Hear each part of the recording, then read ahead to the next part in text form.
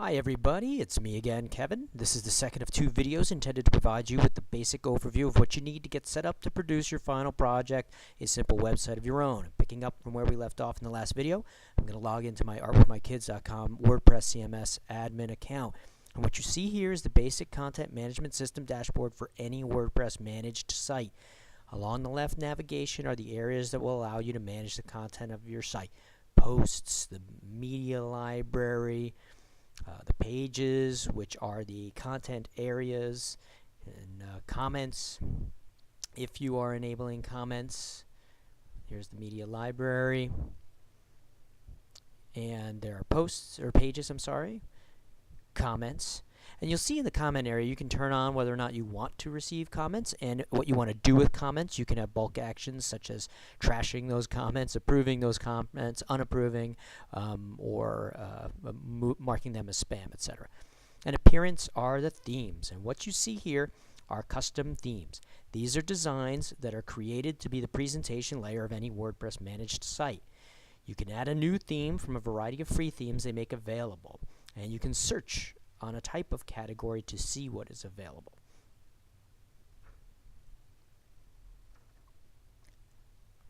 And you can also get a live preview of any of these themes for the content that is on your site.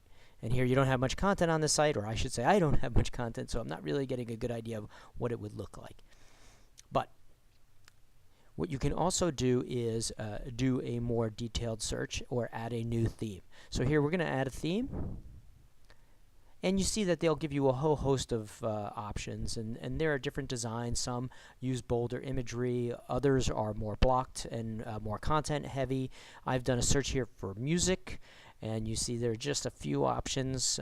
And this one down on the bottom center over here is one that I'll use as an example and show you a little bit more as we look at how this applies to maybe a little bit more content within an environment, so you see how content relates to design. But to do that, I'm going to log out of here and go to my band's WordPress login, because I have a little more content there that you can see how the content management system is affected and the designs are affected by having more content within it. So here's my site, and I'm going to go to the dashboard, and you see the dashboard looked exactly like the other one that had no content in it. All the settings on the side are exactly the same. You have all the same things, but what you notice, if you go to the artwithmykids.com and there's no theme applied, this is basically what a WordPress site looks like if there's no theme applied at all. Now, if you go to the Tuffy Road site, and let's open that in a new tab, you see with the theme applied how the same structure just delivers a different presentation layer, and the theme controls that presentation layer. Okay, now back to the dashboard. Now, just to walk through some of these options. The posts really are the individual pages of content that are created.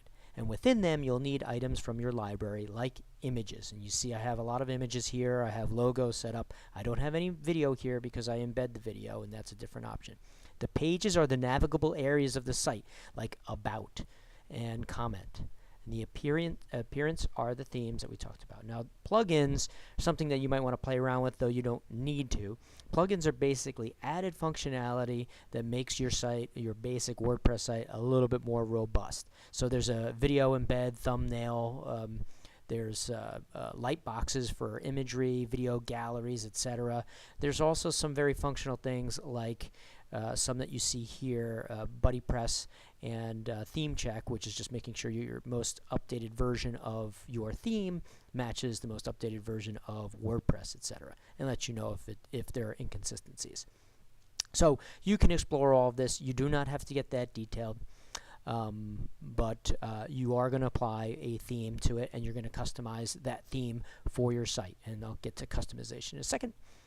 But let's go back to themes and finding the right theme. So in the top left here, you see the theme that is currently applied to my site with a box for a customize. And the other ones are other options that I have currently uploaded, but they are not applied. So this is where you can really play around. And again, when I click to add a theme, I get the same options we got when I didn't have any content in the Art With My Kids site. And I can do a filter again for music, and you see the exact same results given to me here.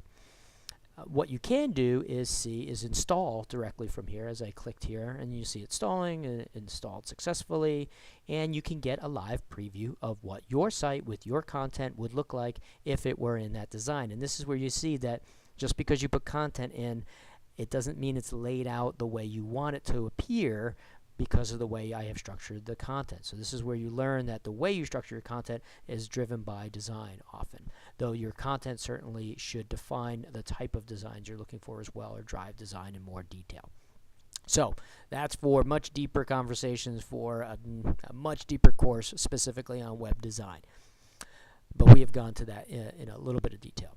Okay, so let's go. You may not find anything you like in the free area, and you can buy themes, and this is themeforest.net, and I've used them before. I bought some themes from here, and you know, they're for pay, and people have done designs that others have that you use and sort of adapt for your own environment, and they work off of WordPress or other content management systems. But let's do a search on music, and you see there's a whole bunch of other options here, and you can see what they look like and check them all out, and you see that the prices vary from, you know, $58 down to $14.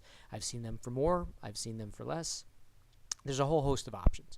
But if you buy something here, I'll just go to, in my accounts, go to the downloads, and that's where you find the files that you would need to upload to apply that theme to your WordPress site. Now, something I learned from previous experience too is when you're downloading, you want to install and download a WordPress file only. So the things that are installable for WordPress, because there are options for all files and documentation. There's a lot more there, but if you take that file and directly upload it to the WordPress management environment, it gets confused. So really, I suggest only downloading those for WordPress. You can have them install your theme and pay them. But I don't think it's worth $50 when you see how literally easy it is. So let's get the installable WordPress files only. Let me move this crazy controller out of the way. Okay. And you'll get a zip file like this. And you open the zip file, there's a folder inside the zip file, and in that folder you'll see all the various things, custom style sheets, the individual page structures, JavaScript, etc. You don't need to worry about any of that. All you need to have is that original zip file from your downloads, because that's what you're going to upload when it asks you to upload a theme. Okay, so you've purchased that there. Let's close out of here. Let's go back over. Not there. Yes, there. Okay. So here we are back at our themes, and again, you should be able to add a theme, and when you add new, one of the options is upload a theme, right? So you don't find anything you like here, upload something you purchased somewhere else, you choose the file, and you want to go get that zip file that you just downloaded that's just the installable WordPress items, and then you would click install now, and since I already have that theme loaded, I'm not going to do that. But when you do, you go back to your themes once it is loaded. Let's go back to the themes. Anyway, it'll appear there. So once you apply a theme, you can customize your site.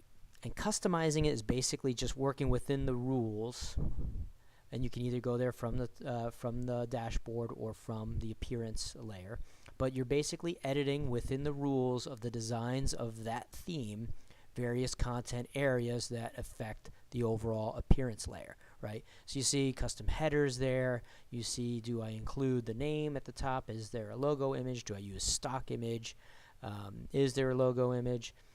The navigation, you can actually create different navigations. I've used a canned one. There's a right sidebar that you see over here, and those are different elements that I included, and it's within their design structure, but I have chosen to use it as opposed to not using it, and I've used it in a certain way with very specific widgets included. And there are things you can do like add widgets, and widgets are just basically other functionality that you can add to the site. An option is to have a static front page, which I have it chosen as my latest posts, which is within, again, their theme's design, but you can choose to have it as static. You can have the sidebar position specific to where you want it, according again to their rules. So now let's open the site. When you are in edit mode, you will see this bar at the top of your website, and you can play around and edit it on the fly and refresh the page, and you'll see your content get populated on the fly. If you are logged out, you won't see that top bar, and you will not be able to edit directly on the fly. And this is what you will see. But once you're logged in and you're editing from the dashboard and from the different content areas, you'll be able to make any adjustments that you want. And if you don't like the way something is going, you can feel free to change it and find another theme that seems to make sense for you. But hopefully the fact that you have been planning for this and you know your content areas, it will help you choose the right theme. And the other thing to notice is they have this great WordPress video tutorial area with all the various things that you will wind up having to deal with. Everything from the dashboard to editing an existing post and post formats. I really do suggest you checking those out, and that will get the most out of your WordPress CMS experience. So after all this, I'm really looking forward to seeing all of your sites, and I'll talk to you soon.